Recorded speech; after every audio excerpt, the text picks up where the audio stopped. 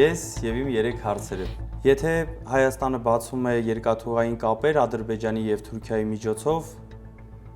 ինչպես են ապահովելի Հայաստանի անվտանգությունն ու ինքնիշխանության ապահովումն ու վերահսկողությունը։ Ինչու իշխանությունը խոսում տնտեսական օգուտներից, բայց չի ներկայացնում հնարավոր անվտանգության եւ ռազմավարական ռիսկերը։ Որովհետեւ այս իշխանությանը դա չի հետաքրքրում։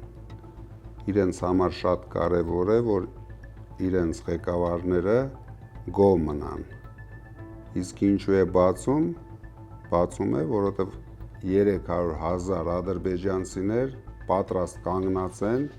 որ թե մեքենաներով, թե գնացքներով ժամանեն Հայաստան։ Տնտեսական էֆեկտ դրանում ես չգիտեմ ինչքանով կա, բայց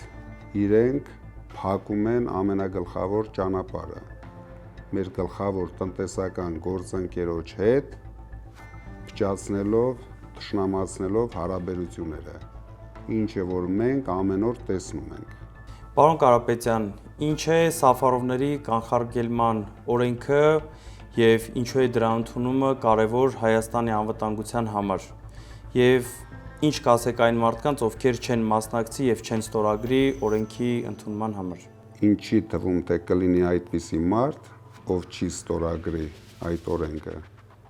Իսկ ինչ է նշանակում օրենքը, դա միակ տարբերակն է, որ Հայաստանը չհայաթափեն, Հայաստանը մնա հայկական, քանի որ մենք ամեն օր ունենք անհանգստություն, որ այս իշխանությունը հաջորդ փորձանքն է բերելու մեր երկրի գլխին։ Ինչպես Արցախի գլխին բերեցին, հիմա էլ կբերեն Հայաստանի գլխին։ Կբերեն, լցնեն ադրբեջանցիներով, հետագայում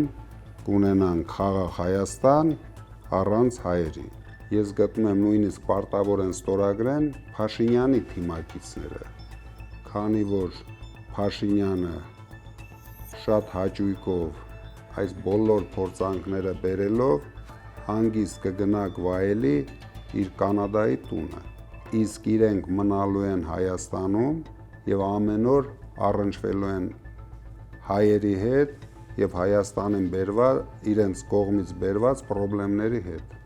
Պարոն Կարապետյան, հունիսի 3-ին Հանրապետության հրապարակում տեղի ունենալու մեր գլխավոր հանրահավաքը։ Ինչ նշանակություն ունի այդ հանրահավաքը մեր հայ ազգի համար։ Այդ հանրահավաքով մեր ժողովուրդը պետք է ցույց տա, որ ինքը արդեն համախմբված է, միասնական է եւ իր լուրջ խոսքն է ասելու,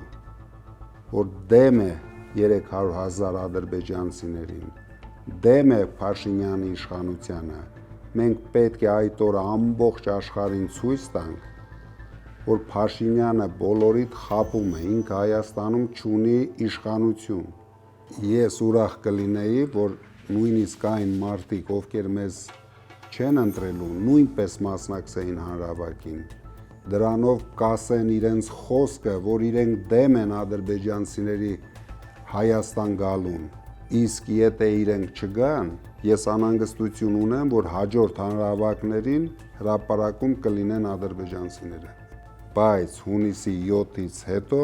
մենք դա թույլ չենք տալու։